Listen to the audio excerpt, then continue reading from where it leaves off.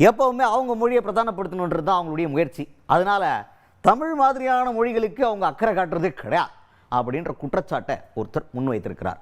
ஏன் இந்த குற்றச்சாட்டு, யார் மீது இந்த குற்றச்சாட்டு, என்ன சொல்கிறாரு? விடுதலை சிறுத்தைகள் கட்சி தலைவரும் எம்பியுமான தொல் திருமாவளவன் அவர்கள் அவர்கிட்ட என்ன கேட்டாங்க அப்படின்னா, இப்போ சமஸ்கிருதத்துக்கு ஒதுக்கப்பட்ட பட்ஜெட் தமிழ் மொழிக்கு ஒதுக்கப்பட்ட பட்ஜெட்டோட 17% அதிகமாக இருக்குன்னு சொல்லிட்டு ஆர்டிஐயிலே இப்போ ஒரு தகவல் வெளிவந்திருக்குது.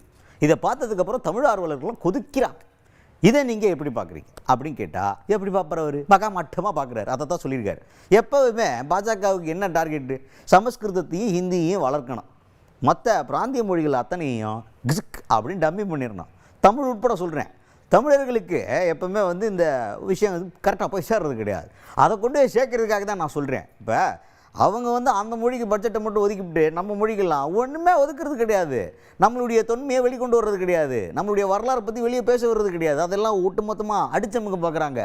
இதையெல்லாம் தமிழர்களுக்கு நாம் புரிஞ்சுக்கிட்டு அவங்கக்கிட்ட ஜாக்கிரதையாக இருக்கணும் அப்படின்னு ஒரு வார்னிங்கை இந்த இடத்துல போட்டிருக்காரு திருமாவளவன் அவர்கள். இந்தியையும் சமஸ்கிருதத்தையும் தேசிய அளவில்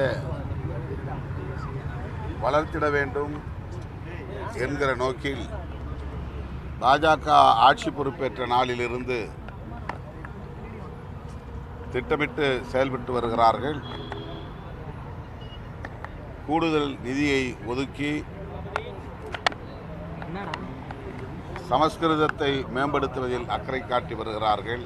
தமிழ் உள்ளிட்ட பிற மொழிகளை அவர்கள் ஒரு பொருட்டாக மதிப்பதில்லை. ஆங்கிலத்தை தூக்கி எறிய வேண்டும் என்று வெளிப்படையாக பேசுகிறவர்கள் தமிழ் போன்ற பிற மொழிகளை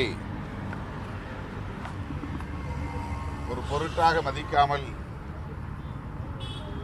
இந்த மண்ணின் மக்களை, பூர்வீக குடிகளை, பிறமொழி பேசும் தேசிய இனங்களை நசுக்குவதிலே இவர்கள் குறியாக இருக்கிறார்கள். இதையெல்லாம்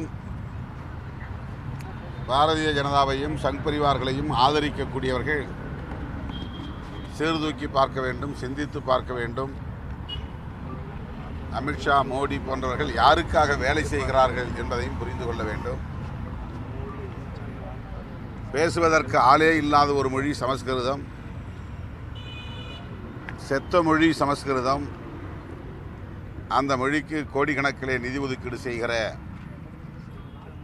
பாஜக அரசின் போக்கை, அவர்களின் உண்மை நோக்கை ஜனநாயக சக்திகள் புரிந்து கொள்ள வேண்டும் என்று சுட்டிக்காட்டுகிறோம்.